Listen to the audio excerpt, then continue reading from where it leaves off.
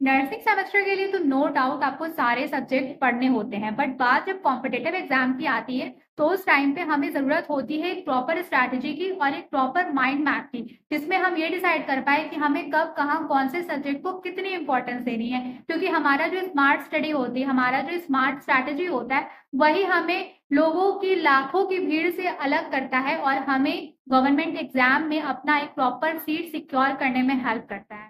So hey everyone, welcome to the channel. It's me Akriti Singh. Once again, I'm back with another important video. So stay tuned till the last and don't forget to subscribe this channel and click on the bell icon to get notified of all the upcoming important videos. So dear student, आज की video का thumbnail देख करके आपको idea लग गया होगा कि आज हम डिस्कस करेंगे कि सेमेस्टर वाइज आपको कौन सा सब्जेक्ट सेलेक्ट करना है अपने कॉम्पिटेटिव एग्जाम की प्रिपरेशन के लिए। तो अगर आप फर्स्ट एग्जाम में हो, ठीक है, फर्स्ट सेमेस्टर के स्टूडेंट हो और आप कॉम्पिटेटिव एग्जाम की प्रिपरेशन करना चाहते हो तो अच्छी बात है। आपके लिए एक बहुत ही ज्यादा आप कह सकते हो गोल्डन अपॉर्चुनिटी है कि आपके पास सफिशिएंट पूरे 4 साल का टाइम है। ठीक है, आप धीरे धीरे सेमेस्टर जैसे जैसे सक्सेसिव सेमेस्टर में आगे बढ़ते जाओगे वैसे वैसे आप जो मैं सब्जेक्ट का आपको लिस्ट आज बताने वाली हूँ उन पर्टिकुलर सब्जेक्ट पे आप फोकस करना, ठीक है। और इसके अलावा अगर आप किसी सक्सेसिव सेमेस्टर के स्टूडेंट हो, लाइक 5th 6th या 7th सेमेस्टर के स्टूडेंट हो, तो आपको भी परेशान होने की जरूरत नहीं है। ये जो वीडियो है ये ओवरऑल फर्स्ट सैम से लेकर के 8th सैम किसी भी स्टूडेंट के लिए बहुत इंपॉर्टेंट है। इसमें आज हम डिस्कस कर लेंगे कि आपको कौन कौन से सब्जेक्ट सेलेक्ट करने हैं। तो आप मतलब कि आप जो आपका स्टार्टिंग पीरियड रहेगा वो किसी भी कॉम्पिटेटिव एग्जाम की प्रिपरेशन के लिए, तो आपके पास प्रॉपर लिस्ट होगी कि मुझे इतने सब्जेक्ट पढ़ने हैं। और जब आपके पास एक प्रॉपर लिस्ट होगी तो आप अपना एक माइंड मैप प्रिपेयर कर पाओगे और आप अपने लिए एक प्रॉपर स्ट्रैटेजी रेडी कर पाओगे। क्योंकि देखो भीड़ बहुत ज्यादा है, ठीक है, हर किसी का ये एम है आज के टाइम में, जितने भी बच्चे जितने भी स्टूडेंट बीएससी नर्सिंग कर रहे हैं, चाहे वो फीमेल हो या वो मेल स्टूडेंट हो, सबका एक टारगेट है कि मेरे को गवर्नमेंट एग्जाम लेना है। बहुत ही कम बच्चे हैं जो एमएससी चूज करते हैं, मोस्टली स्टूडेंट को गवर्नमेंट क्लिनिकल जॉब ही चाहिए। ठीक है, तो अब भाई इतनी वैकेंसी तो नहीं आ रही है ना, कुछ सेलेक्टेड वैकेंसीज ही आती हैं, तो आपको अपना एक प्रॉपर स्ट्रैटेजी रेडी करना होगा ताकि आप उतने सारे बच्चों की भीड़ में अपने लिए एक सीट फिक्स कर पाओ। ठीक है, तो वीडियो को एंड तक देखना, फटाफट से चैनल को सब्सक्राइब करके बेल आइकन पे क्लिक कर लो जिससे अपकमिंग वीडियोस की सारी नोटिफिकेशन आपको मिलती रहे। Semester wise list of subject आपको बताने के पहले मैं एक चीज क्लियर कर दूं, आप जिस भी सेमेस्टर में हो, आपके सेमेस्टर के जितने भी सब्जेक्ट हैं वो आपको सारे सब्जेक्ट पढ़ना है आपके नर्सिंग सेमेस्टर एग्जाम के लिए। जो आपके कॉलेज का आपके यूनिवर्सिटी का सेमेस्टर एग्जाम होगा उसके लिए आपको सारे सब्जेक्ट पढ़ने हैं। नर्सिंग सेमेस्टर एग्जाम के पॉइंट ऑफ व्यू से सभी सब्जेक्ट और पूरा आपका कंप्लीट सिलेबस इंपॉर्टेंट होता है। ठीक है, जस्ट मैं आपको आज जो सब्जेक्ट लिस्ट ऑफ सब्जेक्ट बताऊंगी वो आपके कॉम्पिटेटिव एग्जाम के लिए है। जब आप बीएससी नर्सिंग पास आउट हो जाओगे, आपका रजिस्ट्रेशन नंबर, आपको आपका रजिस्ट्रेशन नंबर जब मिल जाएगा तो उसके बाद जब आप किसी भी कॉम्पिटेटिव एग्जाम के लिए लाइक अपीयर होगे तो उस टाइम भी तो प्रिपरेशन नहीं स्टार्ट करोगे ना, क्योंकि तब तक बहुत लेट हो चुका रहेगा। प्रिपरेशन आपको अभी से स्टार्ट करनी है। तो उसके लिए मैं आपको कुछ लिस्ट ऑफ सब्जेक्ट बता रही हूँ कि कौन से सेमेस्टर में से कौन सा सब्जेक्ट आपको चूज करना है। ओके, आप लिस्ट बना लो, वन बाय वन इन सारे सब्जेक्ट्स की डीप स्टडी आपको करनी है। तो आप लोग प्लीज कंफ्यूज मत होना, मैं जो सब्जेक्ट बता रही हूँ वो आपके कॉम्पिटेटिव एग्जाम के लिए बता रही हूँ। बाकी आप जिस भी सेमेस्टर के स्टूडेंट हो, like first second third fourth, आप जिस भी सेमेस्टर के स्टूडेंट हो, उस सेमेस्टर के जितने भी सब्जेक्ट हैं आप अपने नर्सिंग जो कॉलेज का आपके सेमेस्टर एग्जाम होगा उसके लिए आपको सारे सब्जेक्ट पढ़ने हैं। ठीक है, आई होप इतना क्लैरिफिकेशन इनफ है, आपको कोई भी डाउट ना हो इस वीडियो को देखने के बाद। क्योंकि बहुत बार मेरे साथ ऐसा होता है ना कि मैं जो कंटेंट अपलोड करती हूँ उसको बहुत सारे मतलब मोस्ट ऑफ द स्टूडेंट समझ जाते हैं, बट कुछ 2-4 स्टूडेंट कुछ और ही समझ लेते हैं, फिर वो ऐसा कमेंट करते हैं ना कि मेरे को समझ में नहीं आता कि मैं इसका क्या रिप्लाई करूं। तो इसलिए मैंने चीजों को थोड़ा दोबारा से क्लैरिफाई कर दिया कि ये जो टॉपिक है उसमें जो मैं लिस्ट ऑफ सब्जेक्ट बता रही हूँ वो किस बिहाफ पे या किस चीज के लिए बता रही हूँ। ठीक है, तो सबसे पहले हम फर्स्ट सेमेस्टर से स्टार्ट करते हैं। तो देखो मैंने कुछ प्रीवियस वीडियोस अपलोड करी थी जिसमें मैंने आपको किस तरीके से आपको आपका सब्जेक्ट पढ़ना है उसमें मैंने वो चीजें मैंने आपको बताई थी। तो उस टाइम पे मैंने एक चीज आपसे मतलब मैंने जिन बच्चों ने प्रीवियस वीडियो देखी होगी उनको पता होगा, उनको मैंने बताया था कि नर्सिंग फाउंडेशन वॉल्यूम 1 और वॉल्यूम 2 ओवरऑल एक नर्स के लिए, चाहे आप स्टूडेंट पीरियड में रहो या आप जब जॉब करने लगोगे उस टाइम पे, ये सब्जेक्ट बहुत ही ज्यादा इंपॉर्टेंट होता है। ठीक है, तो और स्पेशली अगर आप स्टूडेंट पीरियड में हो तो आप आगे जाकर के जो भी सब्जेक्ट पढ़ोगे ना उस सब्जेक्ट का जो बेस होगा ये आपके नर्सिंग फाउंडेशन के कॉन्सेप्ट पे ही डिपेंड करता है। तो अगर आप अभी फर्स्ट सेमेस्टर के स्टूडेंट हो, ठीक है, तो ऑब्वियस ही बात है बेटा कि नर्सिंग फाउंडेशन आपके कोर्स में है, तो नर्सिंग फाउंड जैसे कि आप बाकी सारे एनाटॉमी, फिजियोलॉजी, सोशियोलॉजी, साइकोलॉजी ये सब्जेक्ट तो पढ़ोगे अपने नर्सिंग सेमेस्टर एग्जाम के लिए, बट अगर आप चाहते हो कि अभी से कॉम्पिटेटिव एग्जाम की प्रिपरेशन करें तो आप नर्सिंग फाउंडेशन की डीप स्टडी करना, ठीक है। नर्सिंग फाउंडेशन अब फर्स्ट सेमेस्टर के अलावा सक्सेसिव सेमेस्टर के बच्चों की बात करें, जो वो सोच रहे हैं कि उनको कहाँ से शुरुआत करनी है, कौन सा सब्जेक्ट सेलेक्ट करना है कॉम्पिटेटिव एग्जाम की प्रिपरेशन के लिए, तो स्टार्टिंग में आपको जिस सब्जेक्ट से शुरू करना है वो है आपका नर्सिंग फाउंडेशन वॉल्यूम 1 और वॉल्यूम 2। वॉल्यूम 1 आपका फर्स्ट सेमेस्टर का है और वॉल्यूम 2 आपका सेकेंड सेमेस्टर का है, ठीक है। तो नर्सिंग फाउंडेशन सबसे ज्यादा इंपॉर्टेंट सब्जेक्ट होता है, जिसे सबसे पहले पढ़ना चाहिए जब भी आप किसी भी कॉम्पिटेटिव एग्जाम की प्रिपरेशन करो तब, क्योंकि देखो कुछ सब्जेक्ट जो क्लिनिकल सब्जेक्ट होते हैं ना, उससे कंफर्म नहीं है कि कितने क्वेश्चन आएंगे, लेकिन नर्सिंग फाउंडेशन एक ऐसा सब्जेक्ट है जिससे पूरा आप मान के चलो 99.9% चांस है कि नर्सिंग फाउंडेशन से क्वेश्चंस किसी भी कॉम्पिटेटिव एग्जाम में पूछता है। वैसे देखा जाए तो 100% क्वेश्चंस आते हैं इस सब्जेक्ट से, लेकिन मैं 100% इसलिए नहीं बोल रही हूँ क्योंकि किसी भी चीज की 100% एक्यूरेसी नहीं होती है, एंड ऑफ कोर्स मैं एग्जामिनर तो हूँ नहीं, तो मैं किस 100% नहीं बोल सकती, बट अब तक जो भी प्रीवियस ईयर के क्वेश्चंस आए हैं कॉम्पिटेटिव एग्जाम में उसके बिहाफ पे, या फिर आप ऐसे भी कॉमन सेंस यूज करो, नर्सिंग फाउंडेशन एक ऐसा सब्जेक्ट है जिसमें आप नर्सिंग के प्रोफेशन को समझते हो, नर्सिंग के बेसिक्स को समझते हो। तो किसी भी एग्जामिनर को अगर किसी भी कैंडिडेट को सेलेक्ट करना होगा तो ऑफकोर्स वो पहले यही चेक करेगा कि आपका बेसिक क्लियर है या नहीं क्लियर है, आपको नर्सिंग प्रोफेशन का फाउंडेशन क्लियर है या नहीं क्लियर है। तो उसके लिए ऑब्वियस ही बात है कि नर्सिंग फाउंडेशन से कुछ ना कुछ क्वेश्चंस आएंगे।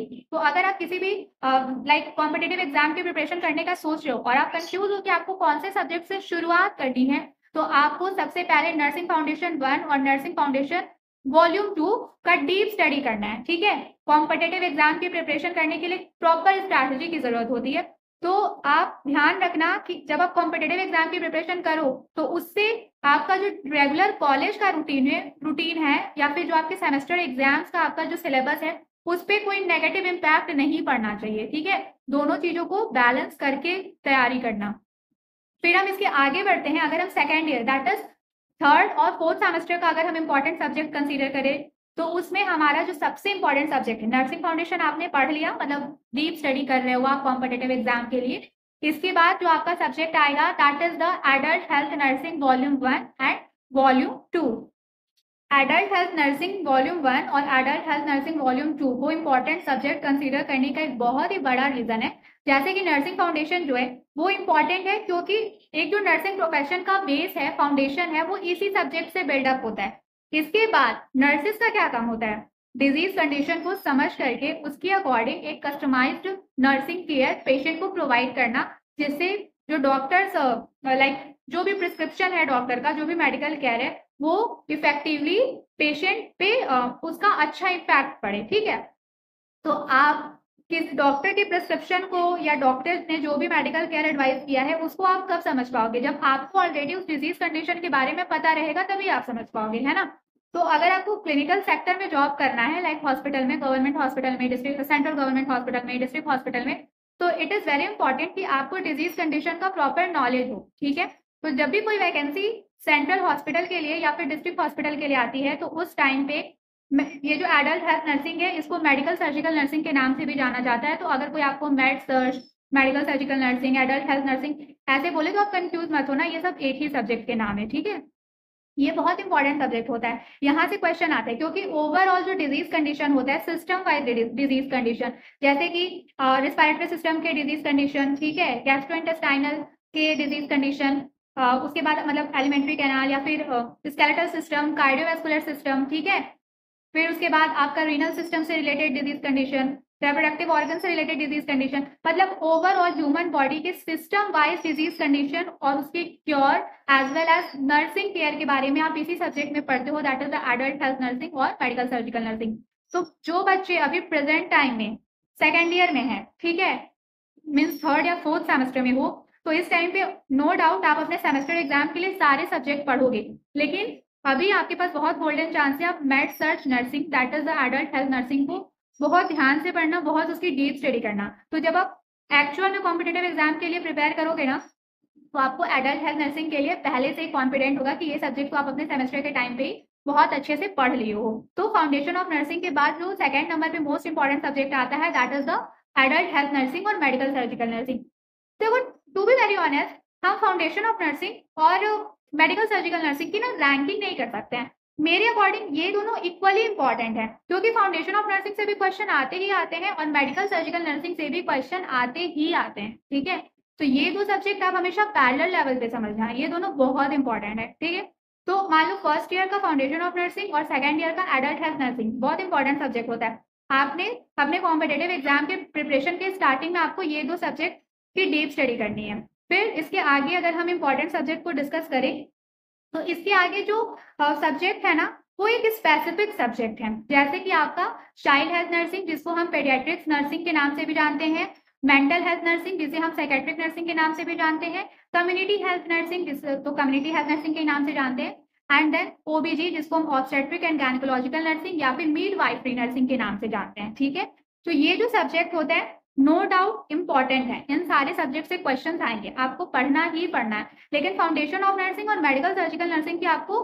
मतलब हमेशा इन दो सब्जेक्ट को प्रायोरिटी देना। जब आपका ये दो सब्जेक्ट बिल्कुल कंप्लीटली प्रिपेयर हो जाए तब आप इन सब्जेक्ट की तरफ आगे बढ़ना। ठीक है, तो कम्युनिटी हेल्थ नर्सिंग देखो इंपॉर्टेंट है, लेकिन मैं इस सब्जेक्ट को लास्ट में डिस्कस करूंगी क्योंकि इसका डिस्कशन ना थोड़ा स्पेसिफिक है। ठीक है, अभी आपको बताऊंगी मैं।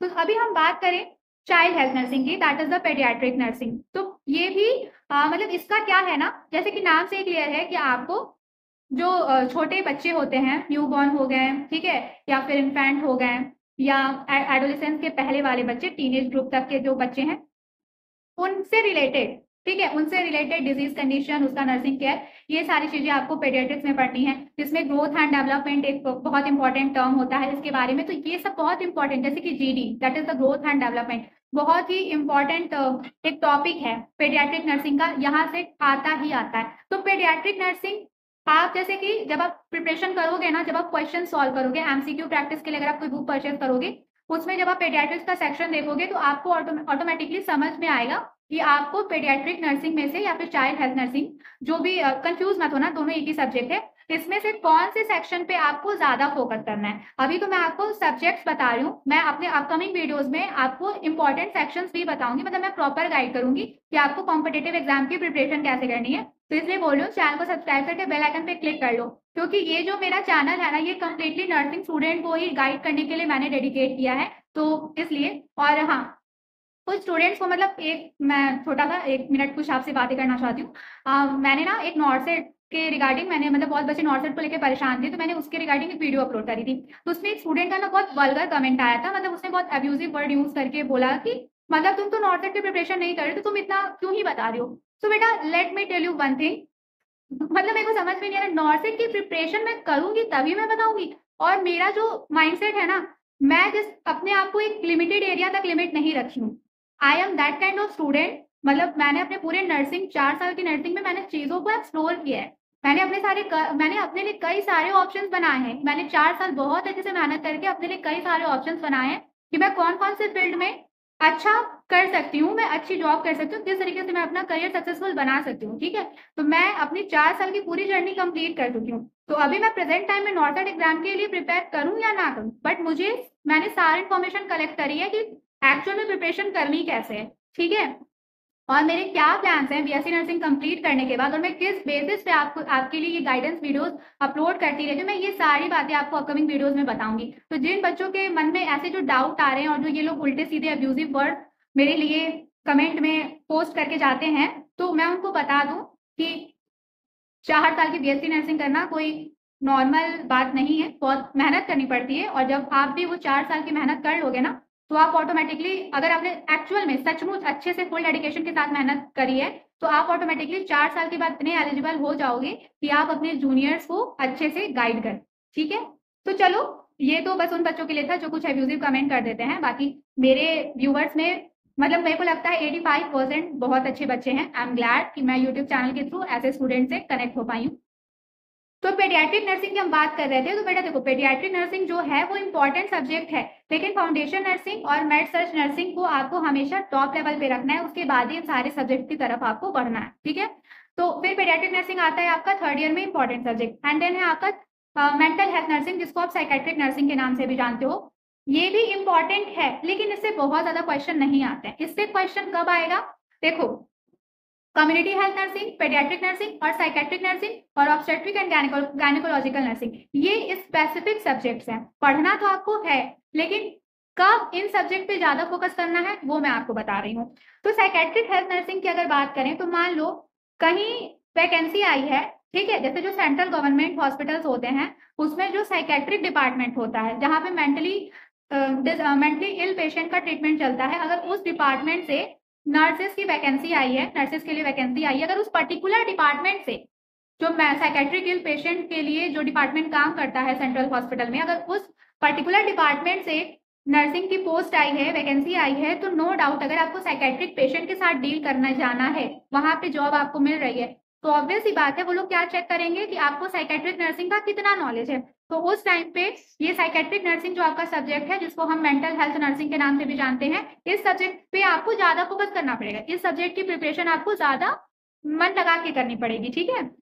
और वहीं अगर हम पेडियाट्रिक नर्सिंग की बात करें, that is child health nursing की बात करें, तो मान लो किसी सेंट्रल हॉस्पिटल या फिर डिस्ट्रिक्ट हॉस्पिटल की वैकेंसी आई है, ठीक है, वहां पे किस डिपार्टमेंट में वैकेंसी आई है, NICU, SICU, ठीक है, न्यूनेटल वार्ड जो होते हैं, अगर वहां से वैकेंसी आई है, या फिर OBG डिपार्टमेंट की वैकेंसी आई है, ठीक है, जो फीमेल डिस्ट्रिक्ट हॉस्पिटल्स होते हैं, अगर वहां की मतलब फीमेल डिस्ट्रिक्ट नहीं मतलब सेंट्रल लेवल पे भी जो फीमेल डिपार्टमेंट्स होते हैं, ऑप्स एंड गायनेक डिपार्टमेंट से अगर कोई वैकेंसी आई है नर्सिंग की, आपको पता है कि आपकी जो जॉब है वो पर्टिकुलर पोस्ट के लिए है, तो उस टाइम पे आपका paediatric that is child health nursing एक इंपॉर्टेंट सब्जेक्ट बन जाएगा, ठीक है। तो इस तरीके से आपको अपने प्रिपरेशन के टाइम पे कौन सा सब्जेक्ट को कब ज्यादा इंपॉर्टेंस देना है, ये आपको थोड़ा कॉमन सेंस यूज करके चीजों को लाइक अपने लिए प्रॉपर स्ट्रैटेजी बनानी पड़ेगी।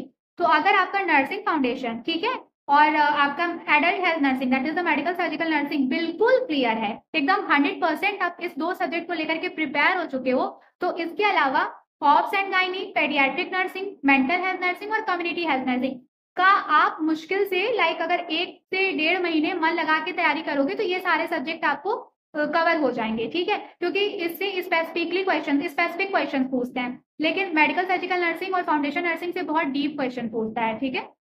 तो पेडियाट्रिक नर्सिंग और चाइल्ड हेल्थ नर्सिंग डिस्कस करने के बाद अब हम डिस्कस करते हैं obs and gynae that is obstetrical और गायनेकोलॉजिकल नर्सिंग, जिसको हम मिडवाइफरी नर्सिंग के नाम से भी जानते हैं। ऑब्स्टेट्रिकल एंड गायनेकोलॉजिकल नर्सिंग क्या है, इस सब्जेक्ट में क्या पढ़ाई करते हैं, तो अगर आप 6th या 7th सेमेस्टर के स्टूडेंट हो तो आपको पता होगा, बट जो जूनियर सेमेस्टर्स के स्टूडेंट हैं उनके लिए मैं बता दूं, ये वो सब्जेक्ट है जिसमें हम वुमेन की reproductive health, antenatal care, postnatal care, childbirth से रिलेटेड नर्सिंग केयर के रिगार्डिंग हम चीजें पढ़ते हैं, और वुमेन रिप्रोडक्टिव हेल्थ से रिलेटेड जो भी डिजीज कंडीशन है, ठीक है, या जो भी उनके पूरे डिटेल स्टडी हम इसी सब्जेक्ट में करते हैं। तो ये सब्जेक्ट आपके लिए कब इंपॉर्टेंट हो जाता है, सपोज आपका जो वैकेंसी आया है वो सेंट्रल या डिस्ट्रिक्ट लेवल पे आया है, और वहां पे जो डिपार्टमेंट में है नर्सेस की रिक्वायरमेंट, वो डिपार्टमेंट है आपका ऑब्स एंड गायनेक डिपार्टमेंट। तो ऐसे केस में फाउंडेशन नर्सिंग, ठीक है, adult health nursing, child health nursing, obstetrical and gynaecological nursing, ये 4 सब्जेक्ट आपका सबसे ज्यादा इंपॉर्टेंट हो जाएगा। देखो आप एक चीज कॉमन देख रहोगे कि नर्सिंग फाउंडेशन और एडल्ट हेल्थ नर्सिंग, ये 2 सब्जेक्ट आपका हमेशा इंपॉर्टेंट है, ठीक है, बाकी जो सब्जेक्ट है वो स्पेसिफिकली इंपॉर्टेंट है। तो आप जब भी किसी कॉम्पिटेटिव एग्जाम के लिए जाओगे तो नो डाउट मैं जो लिस्ट ऑफ सब्जेक्ट्स बता रही हूँ वो आपको पढ़ना है, लेकिन कौन से सब्जेक्ट पे कितना फोकस करना है, यही होती है एक प्रॉपर स्ट्रैटेजी। क्योंकि अगर आप ना हार्ड वर्क करोगे और स्मार्ट वर्क नहीं करोगे तो सक्सेस ऐसा नहीं है कि नहीं मिलेगी, हाँ मिल सकती है, बट शायद बहुत लेट हो जाए, क्योंकि आज का टाइम ऐसा है ना जहां आपको हार्ड वर्क के साथ साथ स्मार्ट वर्क की भी जरूरत है, ठीक है। तो ऑब्स एंड गायनेकोलॉजिकल नर्सिंग का यही रिक्वायरमेंट है, जब ऑब्स एंड गायनेक डिपार्टमेंट से नर्सेस के लिए वैकेंसी आएगी तब, ठीक है। इसके अलावा अगर हम बात करें कम्युनिटी हेल्थ नर्सिंग की, तो कम्युनिटी हेल्थ नर्सिंग का जैसे कि मैंने बताया कि मैं आपको लास्ट में डिस्कस करूंगी कि ये सब्जेक्ट कब इंपॉर्टेंट है। तो देखो बच्चों, आप काफी फैमिलियर हो गए, एक पोस्ट होती है that is the community health officer, CHO की एक पोस्ट आती है जिसमें BSc नर्सिंग स्टूडेंट्स एलिजिबल होते हैं, बट जनरली ना मतलब जो जैसे कि आप मान के चलो कम्युनिटी हेल्थ ऑफिसर की जब बात आए, सिंस ये कम्युनिटी एरिया का वर्क है, ठीक है, तो जनरली नर्सेज जो BSc नर्सिंग स्टूडेंट होते हैं इस जॉब को उतना प्रेफरेंस नहीं देते हैं, बट अगर आप कम्युनिटी हेल्थ नर्स बनने में इंटरेस्टेड हो, कम्युनिटी हेल्थ ऑफिसर की पोस्ट आपको चाहिए, तो जब भी आप CHO के लिए अप्लाई करो ना, कम्युनिटी लेवल पे community health centre, primary health centre, community health centre या फिर सब सेंटर्स वगैरह के कोई अगर पोस्ट आती है, मीन्स कम्युनिटी एरिया के लिए अगर कोई नर्सिंग के लिए पोस्ट आती है, वैकेंसी आती है या फिर CHO की वैकेंसी आती है, तो जब भी आप इस एग्जाम की प्रिपरेशन करना, तो इस टाइम पे इतना दिमाग में बैठा लेना कि जब भी आप कम्युनिटी एरिया के लिए कम्युनिटी हेल्थ नर्स बनने जा रहे हो, अगर उस वैकेंसी के लिए एग्जाम देने जा रहे हो, तो उस टाइम पे कम्युनिटी हेल्थ नर्सिंग जो आपका सब्जेक्ट है, फर्स्ट पेज से लेकर के लास्ट पेज तक आपको हर एक चीज, हर एक कॉन्सेप्ट आपको क्लियर करके जाना होगा। क्योंकि ये जो कम्युनिटी एरिया में जो पोस्ट आती है PHC पर या CHC पे, that is primary health centre या फिर और कम्युनिटी हेल्थ सेंटर पे जो भी नर्सेस की पोस्ट आती है, इसका जो एग्जाम होता है इसमें कम्युनिटी हेल्थ को ज्यादा प्रेफरेंस देंगे एग्जामिनर, ऑफ कोर्स, क्योंकि आपको कम्युनिटी के लिए हायर किया जा रहा है। तो ऑब्वियस ही बात है ना कि गवर्नमेंट या फिर एग्जामिनर यही तो चेक करेगा कि आपको कम्युनिटी हेल्थ नर्सिंग का कितना नॉलेज है, उसी बिहाफ पे आपका जॉब लगेगा। ठीक है, तो अगेन एक बार मैं चीजों को कंक्लूड कर देती हूँ जिससे आपको कंफ्यूजन ना हो। तो देखो, फाउंडेशन मतलब ऑफ नर्सिंग या फिर नर्सिंग फाउंडेशन, ठीक है, नर्सिंग फाउंडेशन का वॉल्यूम 1 और वॉल्यूम 2, एडल्ट हेल्थ नर्सिंग का वॉल्यूम 1 और वॉल्यूम 2, ये आपको, ये कांस्टेंट है। आप किसी भी कॉम्पिटेटिव एग्जाम के लिए जा रहे हो, नर्सिंग कंप्लीट करने के बाद ये दो सब्जेक्ट आपका फुल्ली प्रिपेयर्ड होना चाहिए, फुल्ली प्रिपेयर्ड होना चाहिए। इसके बाद आपको आप कौन से सब्जेक्ट पे फोकस करना है, तो ये आप वैकेंसी और अपनी पोस्ट को देखकर किस तरीके से अपनी स्ट्रैटेजी प्लान करोगे, कौन से सिचुएशन में कौन से सब्जेक्ट को ज्यादा इंपॉर्टेंट होगी, ये मैं जस्ट आपको एक्सप्लेन की हूँ अभी अभी। अगर चाइल्ड हेल्थ डिपार्टमेंट से अगर कोई वैकेंसी आई है तो आपको पेडियाट्रिक नर्सिंग और गायनेकोलॉजिकल नर्सिंग में फोकस करना है, या फिर आपको ऑब्स गायनेक दैट इज वुमेन के हेल्थ सेंटर से कोई वैकेंसी आई है तो उसमें भी आपको OBG that is obstetrical and gynaecological nursing और पेडियाट्रिक हेल्थ नर्सिंग, जिसको हम चाइल्ड हेल्थ नर्सिंग भी बोलते हैं, उस पर आपको ज्यादा फोकस करना है, along with focusing on nursing foundation and आपका एडल्ट हेल्थ नर्सिंग। इसके अलावा अगर साइकेट्रिक डिपार्टमेंट से नर्सेस के लिए अगर कोई वैकेंसी आई है तो आपको made search nursing that is adult health nursing और नर्सिंग फाउंडेशन और साइकेट्रिक नर्सिंग, 3 सब्जेक्ट को ज्यादा प्रेफरेंस देना है। अब शायद कुछ बच्चों के मन में ये डाउट आएगा कि जो सब्जेक्ट्स बच रहे हैं उन सब्जेक्ट्स का क्या करें, क्या उससे एक भी क्वेश्चन नहीं आएगा?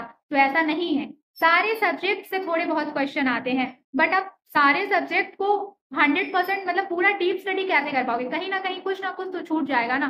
और अगर आप डीप स्टडी करोगे तो 4 साल के सिलेबस को दोबारा से कवर करने के लिए तो आपको बहुत टाइम लग जाएगा।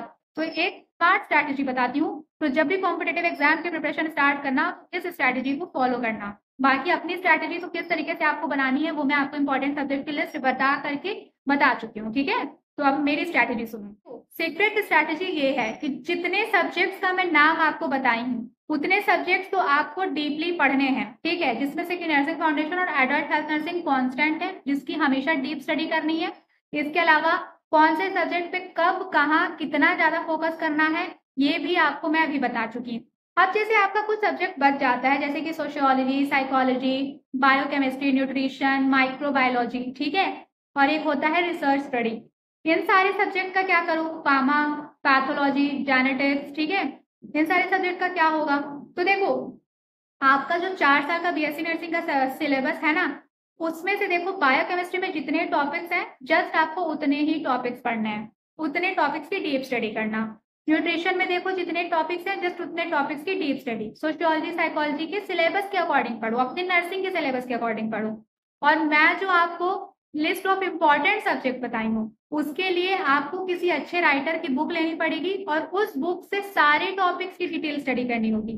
बट जिस सब्जेक्ट को मैं लिस्ट ऑफ इम्पॉर्टेंट सब्जेक्ट में मेंशन नहीं की हूँ उन सब्जेक्ट्स के लिए आपको जस्ट उतने टॉपिक्स कवर करने हैं जितना आपके BSc नर्सिंग के सिलेबस में दिया हुआ है। समझे? डाउट क्लियर है? अगर डाउट नहीं क्लियर है, इस वीडियो को देखने के बाद किसी भी कॉन्सेप्ट पे आपको कंफ्यूजन हो रहा है तो आप प्लीज मेरे को कमेंट सेक्शन में पूछना। ठीक है, एंड आई एम प्लानिंग कि मैं जल्दी आपके लिए एक लाइव सेशन कंडक्ट करूं जिसमें हम लाइव इंटरेक्ट कर पाएंगे और मैं आपके डाउट को ऑन द स्पॉट क्लियर कर पाऊंगी। ठीक है, तो लाइव सेशन आप अगर चाहते हो तो एक बारी कमेंट सेक्शन में मेरे को बताना। ठीक है, तो बेटा फिर से मैं आपको एक बारी कंक्लूड कर देती हूँ। List of important subject for any competitive exam after completing your 4 years of BSc nursing, that is the nursing foundation, adult health nursing, then है आपका child health nursing, psychiatric nursing, ops and gynaec, that is the midwifery nursing and community health nursing. ये जो आपके subjects हैं ये most important subject है जिनकी आपको डीप स्टडी करनी है।